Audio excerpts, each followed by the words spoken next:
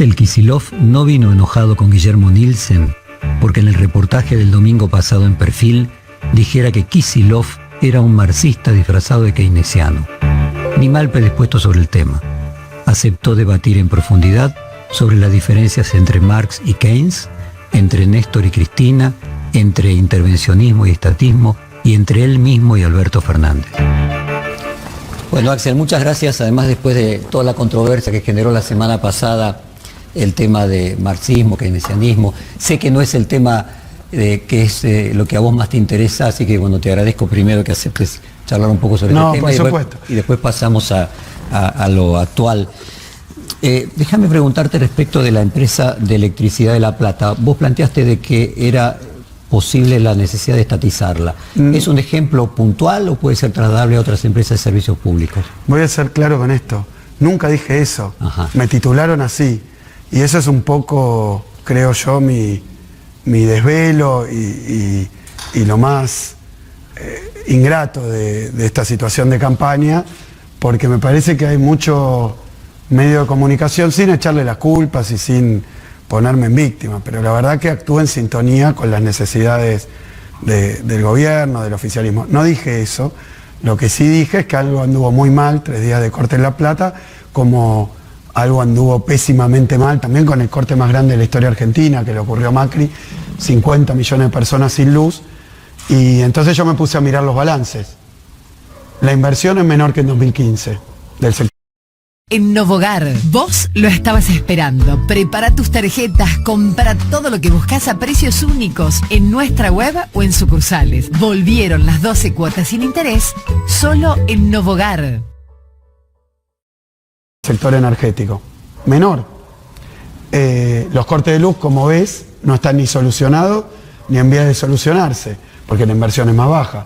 Ahora, las tarifas son enormes y en dólares. ¿Cómo se resuelve esto? ¿Cómo se puede explicar? ¿Qué magia hay? Ganancias enormes, formidables. Mira, Edelap, la empresa de La Plata, si no me olvidé el número exacto, 1.650 millones de pesos ganó solo el año pasado. 2 años juntos, 3.000 millones de pesos. Es un presupuesto entero de un municipio enorme. Ganancia. Entonces, ¿qué lógica tiene? Hay algo que está mal. Y yo lo que dije, no dije cuál era la solución, porque tampoco es un resorte del gobernador. Pero dije, hay que discutir evidentemente cómo se controlan las empresas, qué hacen con su rentabilidad, si la rentabilidad es razonable. Todos temas que dicen incluso los pliegos con los que en los 90 privatizaron esas empresas. Cuando se privatizan, ya que es un poquito más larga que las entrevistas habituales, aprovecho. Los 90, cuando se privatiza las empresas energéticas, que eran Segua, eran todas estatales. Las parten en 3 pedazos, las que producen la energía, generación, las que la llevan, que es el transporte, y las que la ponen en las casas y en las empresas, que es la distribución. Y dicen, en cada uno de esos segmentos va a haber un mercado competitivo. Y entonces la competencia, como dice la teoría económica, baja el precio, mejora la calidad. A mí no me gusta esta empresa, elijo esa otra y la castigo, y el consumidor es el que controla. Y además hay un aparato de regulación estatal para que cumplan sus compromisos de inversión. Todo eso voló por los aires. Hoy, en la provincia de Buenos Aires, hay más concentración que nunca. 4 empresas del mismo dueño, que explican casi el 70% de la producción. Está mal, no se cumple lo que se dijo que iba a pasar. Y funciona mal. Entonces hay que revisarlo, es lo que yo dije. La quiere estatizar, es lo que dicen los medios, para generar un fantasma. Claro. Mirá, vengo yo con una sábana encima a estatizar empresas. Pero a ver, si fue ministro de Economía, y la verdad que no hice eso, ¿por qué lo vamos a hacer ahora? ¿Por qué lo vamos a hacer ahora? ¿Por qué lo querríamos hacer? Entonces, me da la impresión de que... Ahí hay otro miedo en ese sentido, que es que, bueno, como... Perdón, pero que diga esto, vamos a lo siguiente. Hay que revisarlo. No pueden ganar tanta plata, invertir tan poco y funcionar tan mal y cobrar tan caro. Todo eso está mal. Entonces, es la gobernadora Vidal la responsable de todo eso. Es Macri el responsable de todo eso. Hay que cambiarlo.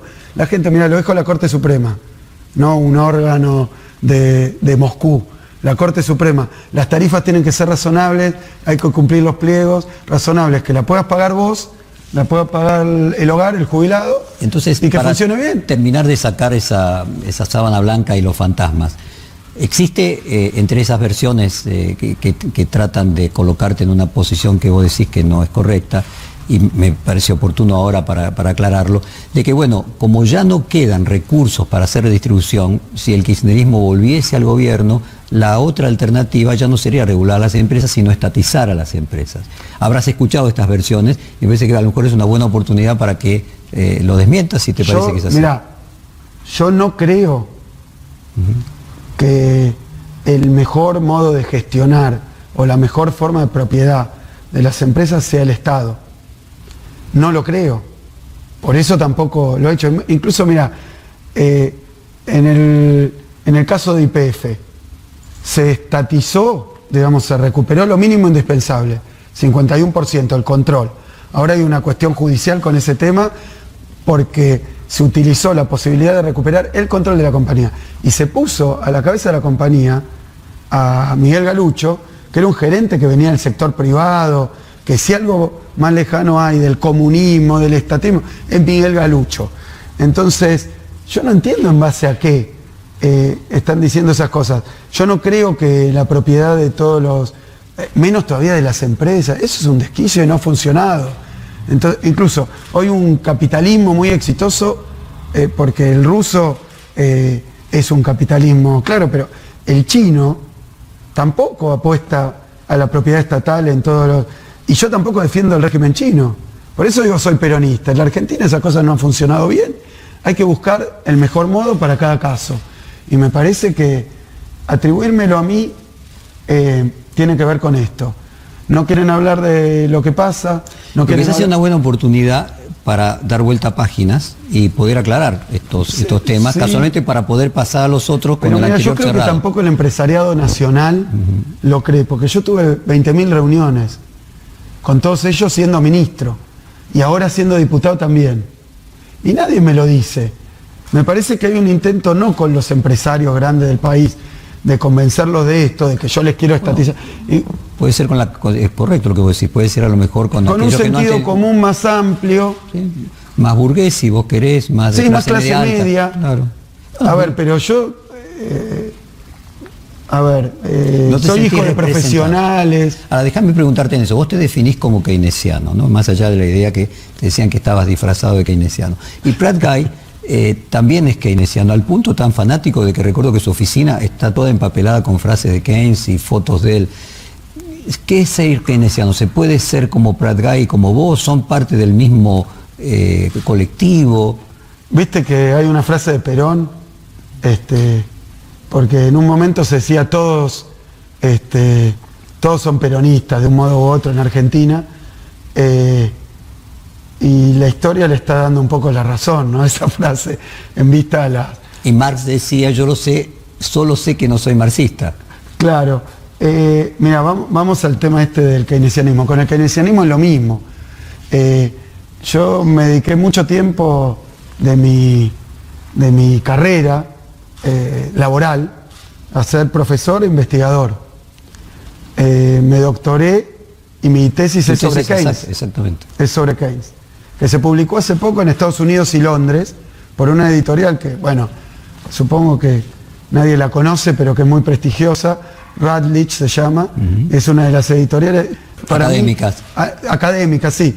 Para mí es un logro, pensé que nunca iba a llegar a eso, menos todavía habiendo sido funcionario de un gobierno que se ha calificado fuera. Además la escribiste con 20 y nada. Sí, era joven.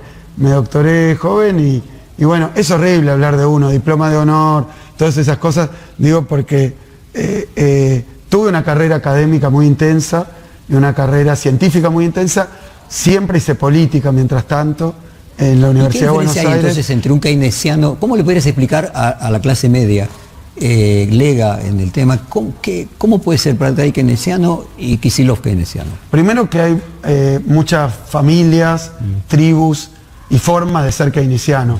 Yo lo dije con el peronismo porque me pareció la síntesis más para mí más sencilla.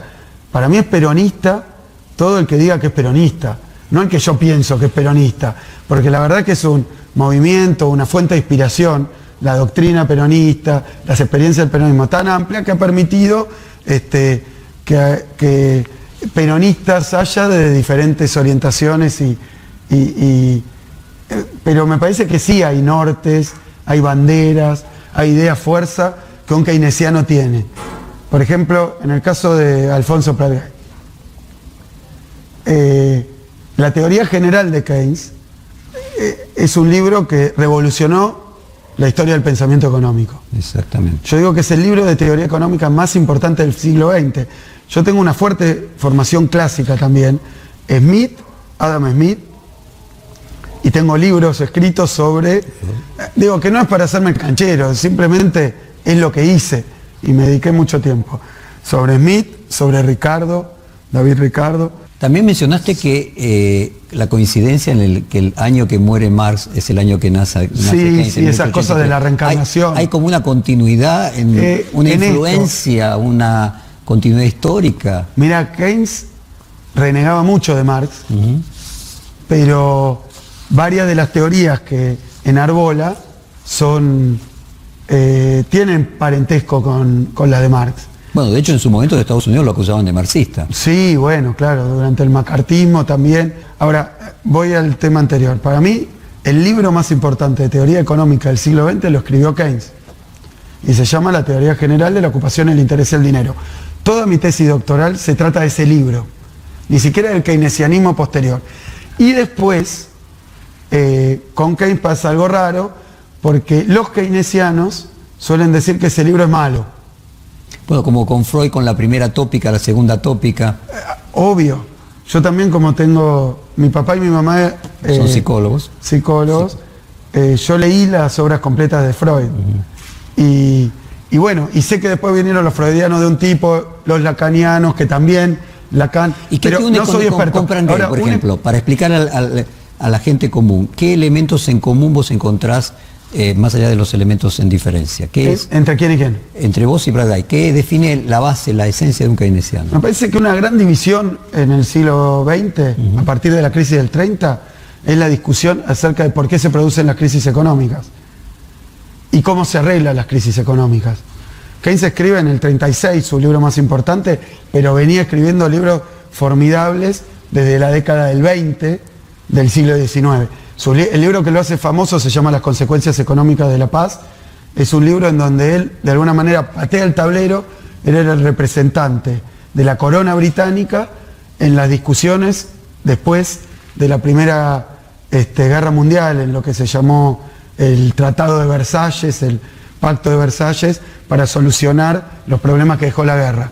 Él fue como representante del Reino Unido, de Inglaterra, y ahí lo que hace es renunciar y decir que está todo mal lo que se está haciendo y que va a producir una crisis muy fuerte después y tal vez una guerra. Las dos cosas pasaron. Mirá vos, que lo que se le imponía a Alemania como castigo iba a generar un desastre. Y fíjate que muchos dicen que anticipó el nazismo. Entonces, explicarle a la gente común la diferencia respecto de qué produce la crisis. ¿Qué produce la crisis para Keynes y qué produce la crisis para los pre-keynesianos? Mira, para los pre-keynesianos, la crisis del 30 fue básicamente una crisis por demasiada intervención del Estado. Lo dice Milton Friedman. O sea, la visión de Macri. Podría ser. No sé si Macri leyó Keynes. No, pero digo... No quiero ser chicanero, pero estaría casi seguro que no leyó este debate. Y ni siquiera sé si leyó Friedman. Bueno, pero la idea respecto a la crisis la produce un exceso de intervención del Estado. Un exceso de intervención del Estado y que de la crisis se sale salvando a los bancos. Poniendo mucha plata del Estado que había metido la pata para salvar a los bancos. Keynes dice al revés.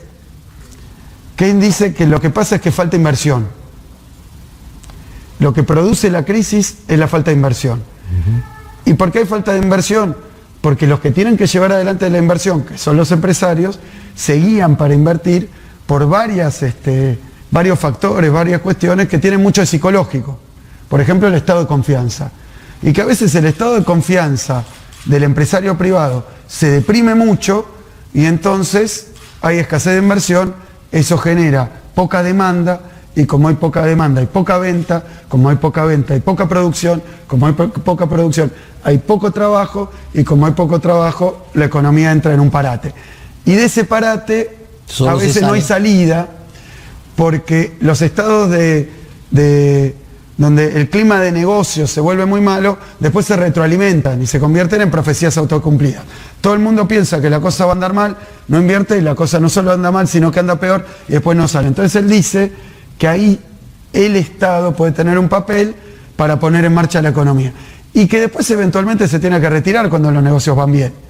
Entonces crea algo así como estas políticas contracíclicas, que hoy hasta te las acepta un liberal, que cuando hay una crisis muy profunda el Estado tiene una función. Y tiene, bueno, Keynes decía, en esos momentos, cuando todo es pesimismo, cuando falta confianza, el Estado puede poner en marcha el motor, empujar el auto y después lo pone en una cuesta donde anda solo. Y me parece que en eso vamos a tener muchísimos. De esos temas, por ejemplo, Marx nunca habló, porque cuando Marx escribe, y yo soy especialista, decía, en historia del pensamiento económico, no te voy a decir, soy el más grande especialista en Adam Smith que existe en la Argentina o en Keynes que existe en la Argentina, no te voy a decir nada de eso. Lo estudié un montón, daba clase de eso, gané concursos para ser profesor titular en la Universidad de Buenos Aires de historia del pensamiento económico. O sea, conozco esos temas, los enseñé mucho tiempo y los trato de usar en función de los problemas que tiene la Argentina. Ahora, si vos me decís qué le pasa hoy a la provincia de Buenos Aires, estas cuestiones sirven, porque yo creo que, claro que sirven, pero no son todo. Cuando Marx escribió no había Estado como lo conocemos hoy, no existía, ni el soviético que apareció después, por eso muchos dicen que lo que se hizo en la Unión Soviética no es marxista, y es una discusión bizantina y filosófica. Ahora, ¿hay alguna inspiración, por ejemplo, leyendo tu libro? Ahora, yo no defiendo lo que se hizo en la Unión Soviética. De hecho, el propio Trotsky, por ejemplo, dice que está todo mal lo que se hizo en la Unión Soviética. Entonces hay muchos marxismos para elegir, muchos keynesianismos para elegir, muchos peronismos para elegir. Por eso yo creo que eso de ponerte la pechera y la camiseta de una escuela de pensamiento de hace 200 años, no sé qué sentido histórico tiene. Permite clarificar, casualmente para que no sea una generalización, una vulgata. Y yo digo, lo que hizo Prat siendo ministro de Macri, sí, para no mí, es keynesiano. No solo no es keynesiano, sino que yo lo puedo criticar muchísimo. Me parece que parte de lo que le pasó es que el presidente no le tenía suficiente confianza como su ministro, que no era del grupo que venía trabajando con Macri, pero no es mi función explicarlo. Después denunciaron cortocircuitos con Marcos Peña, cuestiones palaciegas, no sé, la cosa es que lo echaron.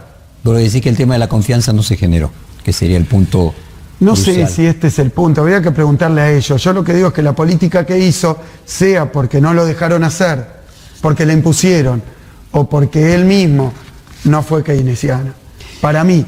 Pero bueno, si él dice que es keynesiana, no se lo voy a discutir. Cualquiera tiene derecho a asumir banderas o ideas o tradiciones. Para terminar este tema, me pregunto, ¿hay algún problema de definirse como marxista? ¿Resta votos? ¿Lo coloca a uno en una posición minoritaria como algunos partidos de izquierda? Y déjame hacerte dos comentarios sobre tu libro, ¿y ahora qué? Lenin en el exilio escribe su libro famoso ¿Qué hacer? Y ahora qué, no sé, porque a mí me resulta que puede haber alguna inspiración en ese sentido. Lo que pasa es que hubo un libro peronista muy importante que se llamó También, ¿Y ahora qué? Pero bueno, y leyendo tu libro, ¿y ahora qué? Varias veces repetís, todo es economía, todo es economía. ¿Y no es esa la manera de comprender el mundo que tenía Marx, de explicarlo a través de la economía? Y en esa parte hay una influencia de él en tu manera de ver el mundo. Mira, si vos agarrás hoy hay una nueva escuela en Argentina, que en realidad es re vieja porque es más vieja que el marxismo, incluso de ultraliberales que no quieren que haya Banco Central, que discuten estas cosas. Y, a ver... o sea que todo se explica por la economía, ¿no? Me parece que cualquier economista... Mientras que el liberal lo explica desde la cultura. Claro, yo tengo esa deformación profesional, esa mirada parcial, de la que me estoy tratando de despojar también, no sé si lo digo con claridad en el libro, porque uno va teniendo un desarrollo en sus ideas, pero también en lo que le toca hacer. Obviamente que esto que estamos discutiendo no es plenamente economía, y vos decías, es malo decirse marxista. Hay para algún sector de la sociedad que si a alguien le dicen, ese es marxista, es como por algunos boquenses, bosteros, decirle, ese es de River. Y ya te predispone mal. Estigmatiza. Bueno, demoniza. Yo creería, por eso estoy tratando de bajarle el precio a la cuestión. Pero quizá la forma de bajarle el precio, dado que mira, tu padre a mí me han son psicólogos, acusado, es atravesar el fantasma. Pero mira, a mí me han acusado. Entonces, agarrar el tema y resolverlo de una vez. Bueno, lo hice varias veces, pero mirá lo que pasó. Me han acusado de pagar mucho en el Club de París. Entonces ser un entreguista. Pero al mismo tiempo ser recontraestatista. Y recontra de izquierda. Y yo digo, bueno, pero nunca participé ni de un partido trotskista, ni marxista, porque al principio dijeron, viene del Partido Comunista. No, mentira. Y vos fíjate que son discusiones que tienen su importancia, pero yo no me defino de una manera o de otra. Y ya he tenido tanta actuación pública y en papeles bastante de mucha responsabilidad, y entonces yo creo que me definen mis actos, lo que hice, lo que no hice. Pero sí, yo no tengo duda que si dicen Axel es tal cosa, Axel es tal otra, es para conseguir... Con un objetivo estigmatizante. Ahora, sí, que alguien no me vote porque le toca alguna fibra, a veces inconsciente. Déjame terminar este tema y pasar a los otros capítulos que te interesan más. Yo me acuerdo, enfrente del Kremlin está lo que era el edificio La Gosplan, donde los mejores matemáticos del mundo, era el Ministerio de Planeamiento ruso, y la pregunta es si aquella economía planificada, que finalmente tuvo unos primeros años donde funcionó con la industria pesada y después dejó de funcionar, si con las computadoras y la informática de hoy, que comparativamente con lo que usaban los de la Gosplan era parecido al ábaco, hoy podría haber una economía planificada que sustituyera al mercado o que lo simulara de una manera mucho más perfecta de lo que fue en la ex Unión Soviética. Vos mira, paradójicamente, esa discusión, que por eso me parece que se ha discutido tanto sobre qué es el marxismo en sí, sobre la planificación, sobre todas esas cuestiones, es bastante posterior a la muerte de Marx. No. Entonces, yo creo que hoy las empresas, las grandes empresas, he tenido oportunidad de conocer a altísimos funcionarios de Boeing, de Toyota, bueno, no tan altos, pero sí importantes, de empresas como Google o Microsoft. ¿Vos sabés que son empresas que planifican a 20 años? Planifican, ¿eh? Después el plan les sale bien o les sale mal. Ahora, tu economía familiar y tu vida familiar, vos la planificás, ¿qué vamos a hacer en el verano? ¿Qué queremos? ¿Qué va a pasar con los chicos? Me pasa a mí, ¿qué va a estudiar tu nene? ¿Dónde va a estudiar? ¿Dónde vamos a vivir? Todo el mundo planifica. Yo creo que la planificación tiene un papel importantísimo y cada vez más sofisticado por esos instrumentos que vos decís. Ahora, planificar hasta el último tornillo que se produce en un país a mí me parece desquiciado. No creo que aún la tecnología más elevada hoy esté en condiciones de hacer eso y ponerlo al servicio del hombre, de qué quiere, de cuáles son sus necesidades. Una necesidad de libertad que va más allá de la planificación. Que si se pudiera planificar todo, igual habría un punto en el que no habría que hacerlo. Sí, a ver, si se encontrara una receta mágica para que cada uno pueda expresarse, pero ahora hay problemas mucho más graves. La gente ya, no es que sectores trabajadores hoy no pueden planificar lo que va a pasar mañana, porque no saben cuánto le va a venir de luz, de gas. Desordenaron la vida de la gente de una manera, yo creo que no hay dimensión, pero si cada uno se pone a pensar cómo vivía hace unos años y cómo vive hoy, vivís con miedo, con incertidumbre. ¿Y qué te dice? Creo que fue Bullrich. Hay que aprender a disfrutar la incertidumbre. No nos quieran convertir los desastres que producen estas políticas en cosas buenísimas a las que hay que acostumbrarse. Pero no estás de acuerdo conmigo. En Estados Unidos decía viva feliz con su cáncer, era un título clásico. Viva feliz con su cáncer, era un título fantástico que repetía. ¡Qué espanto! Ahora, este es un gobierno que te prometió la revolución de la alegría, vivir mejor, que no ibas a perder nada, que iba a haber más trabajo de calidad, más ciencia y tecnología, que la gobernadora Vidal dijo que iban a ganar 40.000 pesos, o deberían ganar 40.000 pesos los docentes, que iba a haber más infraestructura. Les sacaron las notebooks. Están no estaban bárbaras, pero están mucho peor las escuelas, la gente pierde el laburo y le dicen disfrútalo y si te va mal lo merecías. Me parece que... Hay preguntas sobre ese punto. Déjame ir avanzando en el orden del cuestionario. Vos co-condujiste Aerolíneas Argentinas entre 2009 y 2013 y al mismo tiempo fuiste un actor importante en la posterior a la expropiación del control de YPF en el 2012. ¿Qué te dejó como experiencia estas dos grandes empresas que pasaron a ser privadas y pasaron a ser estatales, respecto a lo que hablabas antes de la ventaja de que algunas empresas puedan tener administración estatal o sean privadas? Hay que ver cada caso. Yo creo que la competencia es muy buena, pero uno de los problemas que tenemos en Argentina es que no hay competencia en muchísimas ramas, hay una concentración furibunda del capital. Yo creo que hay pocas ramas de producción, pocos sectores. Que haya mercado es una obligación del Estado. Para que haya mercado... Mirá qué paradoja, el Estado tiene que ocuparse de formar mercado. Eso mismo lo dicen los liberales también, ¿no? O sea, pero mira, en Estados Unidos, si no hay mercado, las leyes antimonopolio, claro, las leyes antitrust, son rigurosísimas. Si encuentran a 5 tipos reunidos poniendo el precio de las galletitas, van presos. Y bueno, y en Argentina tenés eso. Para algunas empresas crees que tienen que ser monopolios naturales, como podría ser Aerolíneas o... Y mira, la propiedad no necesariamente, no necesita ser estatal, pueden ser mixtas o privadas. Si vos tenés empresas privadas en áreas que son de interés público, tienen que estar reguladas y bien reguladas. Mirá lo que pasó ahora. El que está controlando cómo funciona una empresa es el que hasta hace 2 años era su gerente general o su dueño. Que le compitan entonces Aerolíneas, en su momento LAN y ahora la low cost, ¿estaría bien, le haría bien al sistema aéreo argentino? Sí, lo que pasa es que cuando vos haces, como pasó durante la época de las privatizaciones de los 90, que sea privado, sin regulación, extranjero y sin ningún objetivo de inversión, desinvirtiendo y vaciando, te genera los problemas que había. Hay rutas aerocomerciales argentinas que son tremendamente rentables, pero creo que era que cuando estaba Aerolíneas privatizada durante ese tiempo, no volaba a 14 provincias argentinas. ¿Está bien o está mal? Está pésimo, tenemos un territorio recontra amplio, donde todo el mundo dice, bueno, meritocracia. Entonces vos le decís a un pampeano, meritocracia, saca una empresa, crea una empresa, vendé, conectate con el mundo y exportá. Y no hay vuelo a La Pampa. Entonces, ¿cómo lo va a hacer? Tiene que haber una base mínima, un ambiente mínimo de equidad para que haya igualdad de oportunidades y sobre eso pidámosle. Ahora, si a vos te revientan la jubilación, si a vos te revientan el salario, si a vos al maestro no lo capacitás y no le das instrumentos, después no le podés pedir calidad educativa. Son roles que hasta un liberal piensa. Lo decía Alberto el otro día.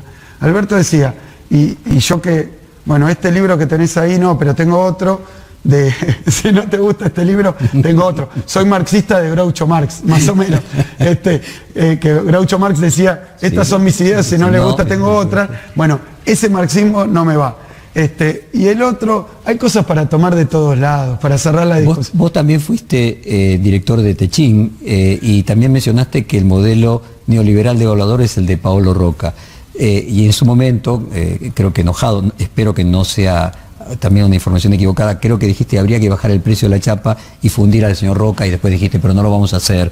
¿Qué experiencia te quedó de la principal empresa argentina, de haber participado del directorio de la principal? Y las dos cosas, mira, la segunda es más o menos así como lo dije, pero no lo dije exactamente así.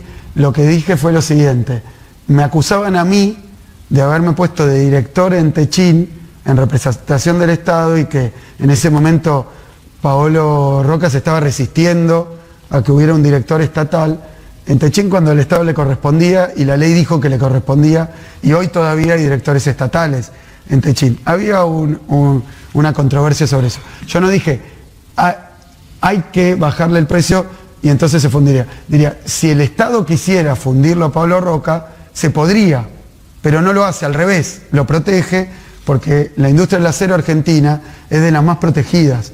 No se deja entrar acero más barato de otros destinos, sobre todo, y yo creo que está bien, porque si hay superproducción de acero que pasa en China hoy, entonces te llenarían de acero muy barato, sería efectivamente más barato producir otras cosas, pero perderíamos capacidades productivas que tenemos desde la época estatal, cuando se creó Somisa, para producir acero, después se privatizó y hoy la tiene Pablo Roca. Ahora te digo, no necesito hablar yo, preguntale a los gerentes, al propio Pablo Roca, cómo nos llevamos cuando fui director de la compañía. Dije, si se lo quisiera fundir, la peor idea es poner un director. Entonces, a mí claramente el gobierno no me está poniendo director para fundir la compañía. Esos son los fantasmas que había. Después nos sentamos, charlamos y hoy preguntarle a cualquier, no quiero nombrar a nadie, pero supongo que puedo porque lo he hecho públicamente. Daniel Novegil, que era el presidente de la compañía donde yo fui director, ¿cómo nos llevamos? Lo único que queríamos en nombre del Estado es que invirtieran más. Llegamos a un acuerdo, invirtieron más.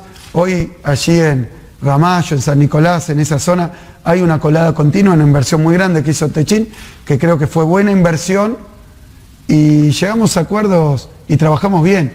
Ahí tenés un buen caso. A mí me trataron de demonizar, después cada declaración que hacía, ven, quiere hacer eso, quiere hacer eso. Después me junté con Pablo Roca, me junté con los directivos y después fui director de Techin, incluso siendo ministro. Y llegamos a acuerdos porque el Estado debe potenciar las compañías argentinas. En Techin se hicieron cosas muy buenas. Fue una de las compañías que se privatizaron, al revés que Aerolíneas, que la vaciaron los de Marsans, que después algunos terminaron en Cana. España, ¿Lo sabés bien? Sí, sí. Por lo que hicieron acá en Aerolíneas. Exacto. O sea, que hicieron un desastre. Cuando se recuperó Aerolíneas, cuando a mí me tocó ser funcionario en Aerolíneas, había 100 aviones. Volaban 20. Pero los que no volaban estaban rotos y destruidos porque los habían abandonado. Y eran alquilados. Y había que pagar el alquiler, porque los privados, todo el mundo sabe, la fundieron Aerolíneas. No se recuperó una empresa que funcionaba. Yo voy a decir la diferencia con Techin, de que algunas empresas de Techin originalmente habían sido privatizadas. Pero obviamente, esto que decía de la planificación, nosotros ¿qué queríamos? Que hubiera más inversión, más industria, más producción y más trabajo. Esos eran los objetivos del Estado. Techin lo podía hacer, discutimos cómo, charlamos cómo, y lo hicieron en buena medida, y anduvimos bien, porque la idea no era ni fundirlos, ni estatizar. Y más allá de lo que se dijo, mirá lo que pasó. Y preguntarle a Techin cómo funcionó. Pero no porque yo, mi persona, sino porque se puso de acuerdo el Estado en potenciar una compañía. De hecho, mirá, cuando fue la crisis de 2008, había empresas, General Motors, una empresa norteamericana, que se quería ir y cerrar. Se le dio un crédito para que no cerrara, del Estado. Después vino Isela. Del Estado. Y yo me llevaba muy bien con Isela. Y después le echaron a Isela. Que tendrán que explicar ellos, yo no sé por qué, pero le echaron. Y entonces, se le dio el crédito, se salvó la compañía que se iba a fundir, se invirtió más, se aumentó la producción y después devolvieron el crédito. Fíjate esas cosas que pasan. Nos criticaron a nosotros, que éramos peronistas, kirchneristas, marxistas, no sé qué dijeron. Por eso nos criticaban. Le prestamos a una compañía norteamericana como Estado. Son capitalistas, se entregan al oro yanqui. O sea que te acusan de una cosa y de la contraria, en 2 minutos. Axel, dijiste también que el FMI y la Organización Mundial de Comercio limitan o impiden el desarrollo de un país atrasado. Dado que tenemos un acuerdo con el Fondo Monetario que nos va a llevar un tiempo, ¿estamos en problemas? Sí, y se lo planteé. También podemos ir a temas más académicos. Yo creo que el Fondo Monetario se crea después de la Segunda Guerra Mundial para que no haya más crisis financiera en los países y para que no haya guerras comerciales en los países o no haya ataques especulativos a los países. Ese es el papel del fondo. ¿Para qué? Para garantizar el crecimiento, el desarrollo de cada uno de los países. Y yo esto no es que lo dije ahí, lo hablé con los funcionarios del fondo cuando me tocó. Hoy esta va a ser una responsabilidad de Alberto Fernández, del gobierno nacional, no mía como gobernador de la provincia de Buenos Aires. Pero lo que te puedo decir, porque se lo dije a los funcionarios, es que lo que dice en su estatuto, en su carta, es que ellos tienen que garantizar el crecimiento y el desarrollo del país. La plata que le prestaron a la Argentina no ha servido para eso. A las pruebas me remito, desde que llegó el fondo. Mira, cuando llegó el fondo dijo, vamos a hacer el crédito más grande de la historia del Fondo Monetario, de la Argentina y de la humanidad, porque fue el préstamo más grande que hubo del fondo desde que existe. Entonces, la economía argentina, en este año que estamos viviendo hoy, con este crédito va a crecer 1,5%. Viene el fondo, presta plata para que crezcamos. La inflación va a bajar, creo que decían, a 30%. Viene el fondo que va a intervenir en el Banco Central, las tasas de interés, el tema cambiario, para apoyar a la Argentina, para que vivamos mejor. Esos objetivos serán buenos, crecer, menos inflación. He visto el último informe del fondo. La economía no va a crecer, sino va a caer 1,3%. Y entonces, y se lo dije a los funcionarios del fondo, y ahí no me daban la razón, decían, creemos que va a empatar. Yo les decía, mirá, no sé qué modelo económico usás, está mal, estás equivocado, te lo digo, estás estimando mal lo que va a pasar con la Argentina, no entendés lo que está pasando, no ves lo que pasa en la provincia de Buenos Aires, no ves la desesperación que hay, no ves para qué se está usando la plata, para la fuga de capitales, no lo ven. Entonces, si no ayudan a la provincia de Buenos Aires, no ayuda a tu crédito. Hoy me están dando la razón a mí. Va a caer la economía, no va a crecer, la inflación va a ser 40, no 30. Entonces, si un organismo... Yo voy a decir que el fondo es ignorante. Vuelvo a lo de la semana pasada. No.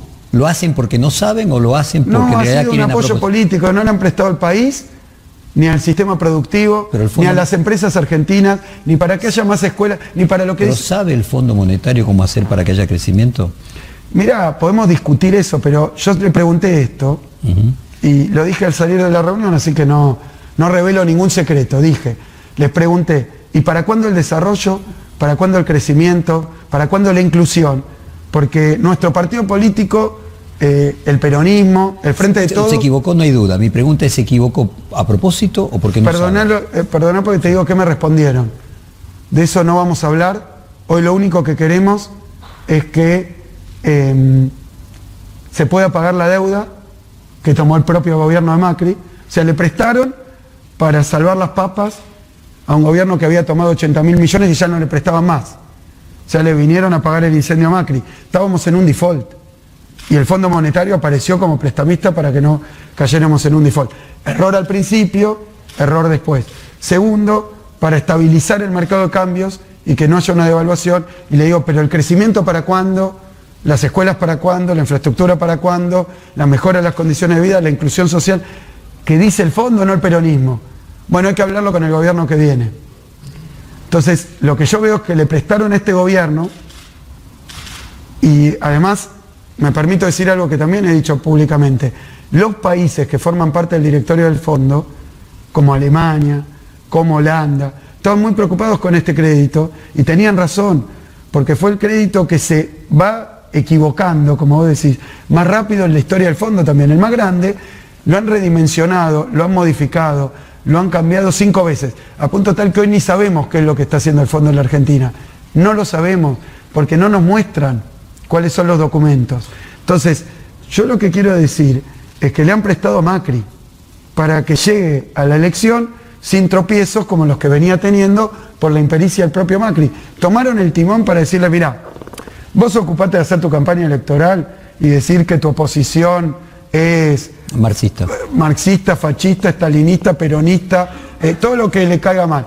Para decir que no sabe, que no sé qué, que no sé qué, que no sé qué. Para decir que cometieron muchos errores. Vos ocupate de la campaña. Nosotros te manejamos el barco para que no choque con el iceberg. Ahora, los problemas reales de la Argentina no los están solucionando. Y cuando le dieron el crédito, quedaba 1 año y medio de gobierno. Y ahora quedan 5 meses de gobierno. Entonces, esta es mi preocupación. Cuando Kicillof comenzó su militancia universitaria, surgía otra, comandada por Horacio Rodríguez Larreta, quien daría origen al PRO, a quienes definió como tecnócratas y trepadores, el montón de ingenuos útiles que Macri necesitaba. Pero la influencia de Hegel en el pensamiento de Marx, quien en su dialéctica del amo y el esclavo explicó que el esclavo termina siendo amo del amo, quizás concluya siendo Rodríguez Larreta el amo y a Macri el ingenuo útil. Dijiste también que el kirchnerismo es la fase superior del peronismo. ¿Podrías profundizar un poquito esa idea? Entramos ya en peronismo, nos olvidamos de marxismo. Bien. Mira, lo que dije tenía que ver con la etapa actual, que empezaban a decir si Néstor era o no peronista, si Cristina era o no peronista. De nuevo, tirándose banderas por la cabeza. O sea, es una crítica ontológica la que recibe continuamente el campo No, tuyo. me parece que es el intento de basarse en prejuicios y campaña de demonización. El que, a ver, vos filosóficamente, ¿qué sos, Jorge? Kantiano. Kantiano. Entonces yo digo, Jorge es kantiano, dice que es kantiano. Nadie sabe que Katzo es kantiano. Hay kantianos de izquierda y kantianos de derecha. Hay hegelianos que criticaban a Kant. Bueno, eso justo es un tema que estudié. Van a decir, es kantiano, hegeliano, y me lo van a tirar Hegel, en la cabeza. ¿Hegel te gusta? Mucho. Bueno, hegeliano. Y Hegel fue el fundador del marxismo. Entonces es marxista también. Y después Marx es el inspirador de Stalin. Es estalinista. Jorge Fontevecchia, el estalinista. Y capaz nadie entiende qué es, pero te lo atribuyen a cosas malas, porque después mira, se reprimió, se mató mucha gente en nombre de Hegel, Marx y Stalin. Entonces, yo creo que están tratando de discutir esas cosas, que podemos discutirla ahora, pero son temas muy complicados, que el común entonces, déjame ir a otro de los fantasmas. Pero, ahí. ¿qué es lo que te digo de eso? Trataron de cargar estas palabritas, que son muy controversiales, muy difíciles, porque habrá hasta kirchneristas del primer mandato. Fíjate, hasta esta altura llegamos. ¿Sí? Hay kirchneristas nestoristas, kirchneristas cristinistas del primer mandato. Kirchneristas. Entonces, cuando dicen, sos kirchnerista, por ejemplo, Alberto, ¿será kirchnerista? ¿Nestorista? Nestorista. Entonces, son todas discusiones bizantinas. Ahora, algo las categorías quieren decir, ¿no? ¿Para qué sí, a mí me resulta importante. Un hombre que estudió las ideas. Son largas viste, son difíciles de desgranar. En su vulgata pueden llegar a llevar al pensamiento contrario, por eso es bueno también clarificar. Yo odio esto, odio los dogmas y yo me considero pragmático, con bagaje teórico, pero pragmático. Tengo un problema, le busco la solución y no voy a buscarla en el manual de qué habría que hacer. Nosotros hemos tomado soluciones pragmáticas ante problemas reales. ¿Por qué tiran con estas cosas? Pues no quieren discutir la realidad. Yo no sé si Macri, por ejemplo, nadie le pregunta a Macri si es neoliberal friedmaniano. Y nadie lo quiere discutir. Nadie sabe, la gobernadora Vidal, nadie sabe, porque me parece que uno también podría... Con vos lo plantean. Neoliberal newmaniano, porque fue al colegio Newman. Entonces, y Newman era un párroco que vino a la Argentina, irlandés, que trajo... nadie le dice, pero entonces vos defendés las ideas del cardenal Newman en la Argentina, si está asociada a tantas cosas mal. Fíjate que es una discusión que yo la podría hacer, pero ¿qué haría primero? ¿Qué? Si yo fuera Durán Barba de cabotaje, diría, bueno, digamos que Newman era pésima persona, no lo sé, que se mandó 500.000 macanas. Era pedófilo. 500.000 macanas. Y después digamos que Macri defiende a Newman, para que alguno que no le gusta, capaz, digamos que era... qué sé yo, que no era cristiano de Juan Pablo II. Entonces... Entendí la idea. Entiendo lo que te digo es tirarse libros por la cabeza. En esos fantasmas hay otra que se llama la cámpora. ¿Qué es la cámpora dentro de esa evolución que significa el kirchnerismo dentro del Mira, es una cosa... que bueno, hay algunos libros. Sí. Yo te digo, yo empiezo a ser funcionario, antes de ser de la cámpora de alguna manera, incluso creo que antes, no sé bien la fecha antes de que existiera la cámpora, y yo venía trabajando en teoría económica, discusión. Sí, no integraste la cámpora en su fundación. Claro, ni fui de la mesa de conducción de la cámpora. Pero se te asocia. Sí, porque... amigos muy cercanos a mí son de la cámpora, porque yo soy muy cercano a los dirigentes de la cámpora, y porque en un momento se empezó a decir que todo joven peronista que apoyaba el gobierno anterior era de la cámpora. O sea, la cámpora tiene un significante de juventud peronista, juventud kirchnerista, sería juventud eso. Peronista, también habiendo dentro del kirchnerismo y el peronismo montones de organizaciones que no son la cámpora. ¿Pero para qué se usa? Para algo peor, para tratar de... Primero se demoniza algo, como lo mismo, con Hegel se podría hacer. Hegel, un tipo recontra reaccionario. Otros dicen que es la base de la izquierda. Bueno, pero ¿qué gano yo diciéndote Fontevecchia hegeliano? ¿Cómo voy a hablar con un hegeliano? Me tendría que sentar y decirle, che, ¿cómo entendés vos a Hegel? Hablaríamos de filosofía clásica alemana un rato larguísimo, y después de eso todos dirían, ¿y eso qué tiene que ver con por ejemplo, sacar a la gente de una situación de indigencia o de pobreza? Yo lo que quiero decir es que se está tratando primero de demonizar. Sí, usar las categorías con un sentido estigmatizante. Ahora, yendo a lo que vos... Y perdón, y a mí no me gusta Y yo no lo voy a hacer. No le voy a decir a Vidal, usted viene del Grupo Sofía, y el Grupo Sofía era un grupo sectario que quiso tomar el poder de la mano de Rodríguez Larreta. No lo sé, que lo explique ella. Si tiene. Mi problema con la gobernadora, mi problema con Macri es lo que hacen, no lo que pensaban antes. Entonces, siguiendo con ese planteo, fue la gobernadora la que dijo recientemente de que en realidad quien va a gobernar es la Cámpora y que el proyecto es el hijo de Cristina Kirchner en el 2023. Vos dijiste que ella había salido a hacer campaña sucia en ese sentido. No por eso. Ajá. Porque también me acusaron o me trataron de asociar con la tragedia de Once. Todo lo malo que hay, con que negocié mal tal cosa, con que endeudé más al país, con que, digamos, cuando se puso que yo era candidato, se me acusó de 500 cosas. Pero ella dijo Máximo Kirchner al poder, o sea, lo que planteó es que... Lo contestó Máximo hace un tiempo, creo que en un acto en Avellaneda, que dijo, ¿por qué la gobernadora no sabemos lo que va a pasar mañana? Y ya piensan, el otro día leí una nota sobre Rodríguez Larreta, no sé si la viste, no sé si fue tu diario. El proyecto es Rodríguez Larreta 2023. Bueno, le asigno un grado de ridiculez, no lo sé. Dentro pero hoy estamos discutiendo algo mucho más terrenal, mucho más simple, mucho más sencillo. Ponele que sea, pero habrá 200 proyectos de esos dando vuelta. Yo no sé qué quiere hacer Máximo Kirchner en 2023. Yo lo valoro muchísimo más. ¿Y qué va a hacer ahora? Si el kirchnerismo llega al gobierno... Quinto candidato a diputado por la provincia, va a ser un diputado nacional y va a estar en la Cámara de Diputados. Tiene también un papel protagónico en una agrupación, pero quiero decirte mi papel. Una vez que uno es candidato, me hacía unos candidatos, si vos agarraras, qué sé yo, a José Luis Esper, a Lavagna, que uno no sabe bien de qué fuerza política son, sabe que tienen un recorrido, ni siquiera si la fuerza de la que son es política, porque, por ejemplo, Lavagna tiene una consultora. Entonces yo puedo decir, Ecolatina, creo que eso tenía. Sí, Ecolatina. Es el candidato de Ecolatina y va a gobernar para Ecolatina. De Techín, lo dicen, es el candidato de Techín. Bueno, yo no participo de esa idea. En primer lugar, porque las personas cuando se presentan para un cargo no lo hacen con un tatuaje puesto acá. Y déjame darte la respuesta a esto. Nuestra fuerza política, primero dijeron que no íbamos a alcanzar la unidad con Massa, que no íbamos a alcanzar la unidad con Pino Solana, porque nos criticaban con Felipe Solá, con el movimiento Evita, con gente que pasó por el randacismo, que la elección pasada estuvimos con la CETEP, con Juan Grabois, que no íbamos a poder hacer la unidad porque era una bolsa de gatos, que era imposible. Conseguimos la unidad. Esa unidad no la conseguimos diciendo, bueno, nuestro candidato en provincia de consenso va a ser Axel Kicillof, pero no va a gobernar en la unidad, va a gobernar para su familia.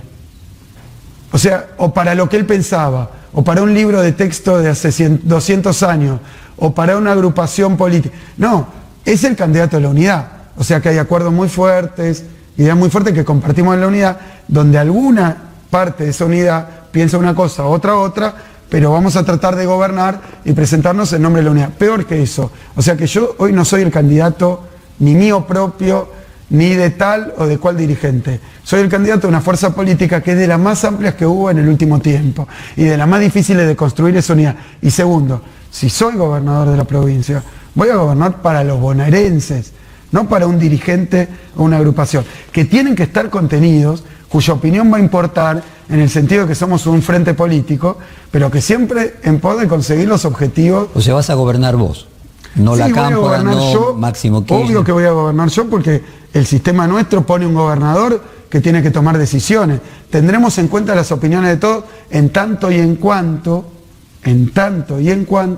vayan en el camino de mejorar la salud, mejorar la educación, mejorar la producción y mejorar el trabajo, que son los 4 puntos que le decimos a los bonaerenses con los que nos comprometemos a hoy sacarlo del pozo en el que están y mañana tratar de avanzar más.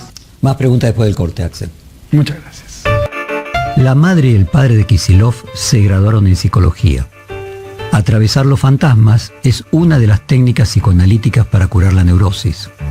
Todo el reportaje estuvieron presentes los fantasmas de la clase media hacia lo que él representa, la Cámpora y Máximo Kirchner como verdadero poder o estatizar empresas. Kicillof trató de atravesar todos los fantasmas con argumentos. Entrando en el tema de la unidad, en el 2017 fue la propia Cristina Kirchner la que perdió con un ignoto como Bullrich.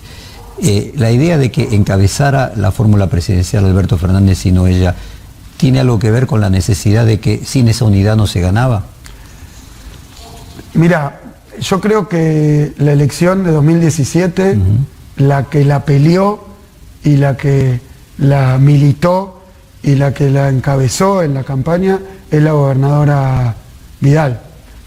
Y vos fíjate que vamos a una elección donde todos dicen Cristina no está, no aparece, mentira, está haciendo enorme, ¿viste? En Chaco, en Rosario, presentaciones del libro, sí que es un formato que encontró para justamente poder hablar de temas un poco más profundos, porque no es la candidata a presidenta.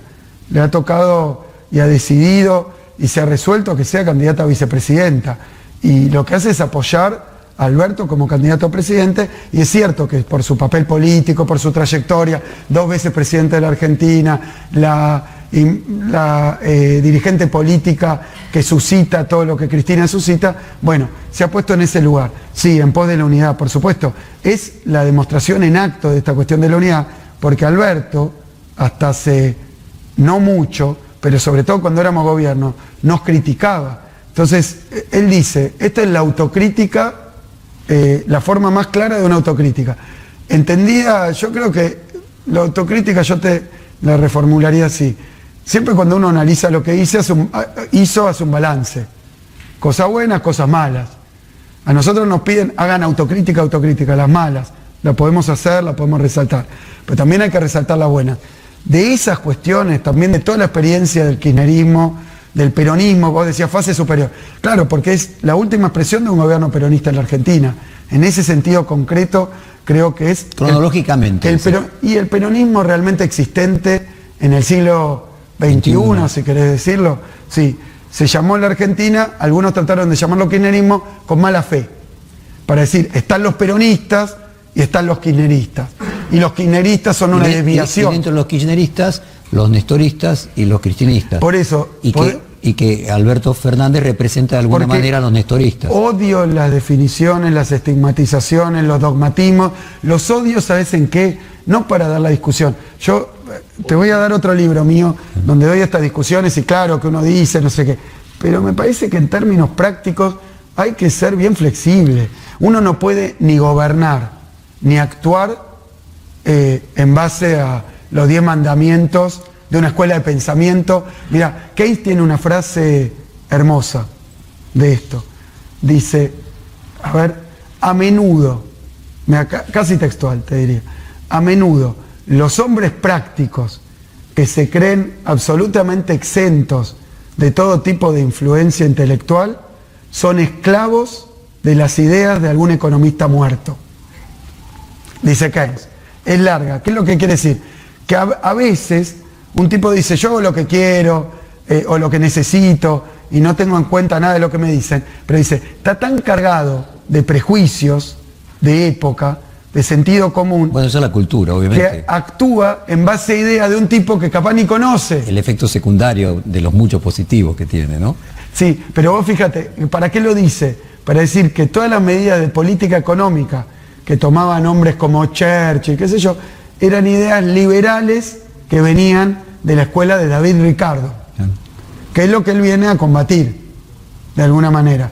La economía política clásica en esa versión. En uno de los reportajes te plantean que hubo 2 kirchnerismos, Néstor con Moreno y el de Cristina con Kicillof. El primero intervencionista y el último estatista. Vos explicaste que no, pero me gustaría que se lo compartieras con la audiencia de Perfil. Mira, yo creo que el kirchnerismo ha tenido eso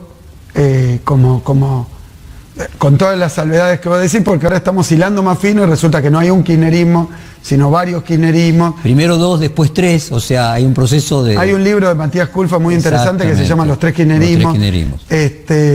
Y bueno, a mí me encanta esa riqueza en la caracterización, en la explicación, pero te quiero decir algo, me parece que el kirchnerismo como experiencia de gobierno, más allá de como ideología, que me parece que para mí es profundamente peronista, que antes se decía peronista de Perón, que vos fijate que Menem O del tiene... primer Perón, podríamos decir. Del primer Perón, y que entonces ahí Menem mismo, desde el peronismo, le dice lo que piensan esos, se quedaron en el 45, como diciendo yo soy peronista, pero de una forma más moderna. Y creo que el peronismo, cualquiera de estas como el formaciones, como el claro, han sufrido mutaciones, evoluciones, que tienen mucho que ver con la coyuntura, con la situación. Las ideas longevas permiten actualizaciones. Mirá, yo, y lo vas a ver si te pones a leer algunos de mis libros más de historia del pensamiento económico. Yo en esto creo mucho en el papel que tiene la historia sobre la evolución de las ideas. Las ideas no se congelan en el tiempo y no quedan ahí duras, si no se morirían. Entonces van sufriendo también modificaciones. Una hermenéutica que la va transformando. Que está bien, si no, no servirían para nada. Ahora, entonces, el kirchnerismo,